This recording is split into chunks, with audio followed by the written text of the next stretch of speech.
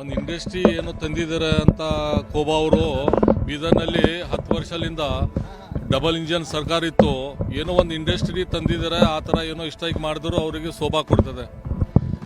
ನಾವು 100 ಕೋಟಿದು ಕೆಲಸ ಮಾಡಿದ್ವಿ, ಹಾಸ್ಪಿಟಲ್ ಮಾಡಿದ್ವಿ, DC ಆಫೀಸಿಗೆ 100 ಕೋಟಿದು ನಡೀಲಿರ್ತದೆ. ಅದು ಬ್ಯಾನರ್ ಯಾರೋ ಕಾರ್ಯಕರ್ತ ಹಾಕಿದ್ದಾರೆ, ಒಂದು ಇಂಡಸ್ಟ್ರಿ ತಂದಿಲ್ಲ. ಏನೋ ಇಂಡಸ್ಟ್ರಿ ತಂದಿದ್ದಾರೆ, ಅವ್ರಿಗೆ ಏನೋ ಶಬಾಷಿ ಕೊಡ್ಬೇಕು. ಏನೋ ದೇವಸ್ಥಾನ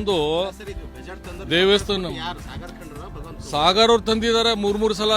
ಅವ್ರು ತರಬೇಕಂದ್ರೆ ಈಗ ಅವ್ರ ಪೀರಿಯಡ್ನಲ್ಲಿ ತರಬೇಕಂದ್ರೆ ಅವಾಗೆ ತರಬೇಕಿತ್ತು, ಅವಾಗೆ ತಂದಿಲ್ಲ.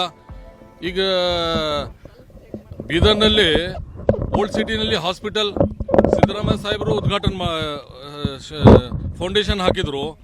ಆ ಕಂಪ್ಲೀಟ್ ಆದ್ರ ಮೇಲೆ ಎಲ್ಲ ದುಡ್ಡು ಎಲ್ಲ ಕೊಟ್ಟು ಎಲ್ಲ ಕಂಪ್ಲೀಟ್ ಆದರು. ಸಿದ್ದರಾಮಯ್ಯ ಅವರು ಕೊಟ್ಟರು, ಯಡಿಯೂರಪ್ಪ ಅವರು ಬಂದು ಲಾಸ್ಟ್ಗೆ ಉದ್ಘಾಟನೆ ಮಾಡಿದ್ರು.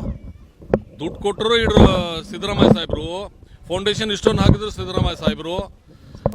ನಮ್ಮ ಸರ್ಕಾರ ಇತ್ತು, ಲಾಸ್ಟ್ ಕಂಪ್ಲೀಟ್ ಆದ್ರ ಮೇಲೆ ಲಾಸ್ಟ್ ಮೂಮೆಂಟ್ನಲ್ಲಿ ನಾನು 2-3 ಸಲ ಉದ್ಘಾಟನೆ ಮಾಡಾರಿ ಅಂತ ಅವಾಗ ನಮ್ಮ ಬಂಡಪ್ಪ ಸಾಹೇಬರು ಇನ್ಚಾರ್ಜ್ ಮಿನಿಸ್ಟರ್ ಇದ್ದರು.